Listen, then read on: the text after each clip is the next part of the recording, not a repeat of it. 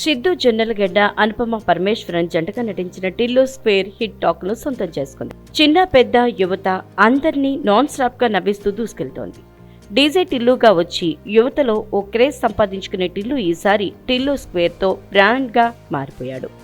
Tillu hit talk తో పాటు అంచనాలకు మించి కలెక్షన్లు రాబట్టడంతో ఫుల్ హ్యాపీ అంటున్నారు హీరో సిద్ధు, ప్రొడ్యూసర్ నాగవంశీ. 100 కోట్ల క్లబ్లోకి చేరుతుందని ధీమా వ్యక్తం చేస్తున్నారు.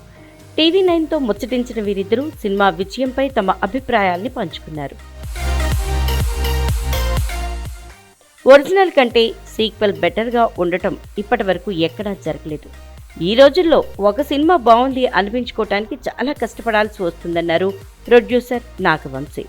టిల్లు స్క్వేర్ సీక్వెల్ కాదు, పార్ట్ 2 కాదని, టిల్లు అనే కుర్రాడి లైఫ్లో 2021లో అది జరిగితే 2023లో ఇది జరిగింది, అదే టిల్లు స్క్వేర్ అన్నారు. టిల్లు క్యూబ్లో టిల్లు సూపర్ హీరోగా కనిపిస్తాడని నాగవంశీ అన్నారు. తెరపై నాన్ స్టాప్ గా ప్రేక్షకులను నవ్వించడానికి తెర వెనుక చాలా కష్టపడ్డామన్నారు సిద్ధు.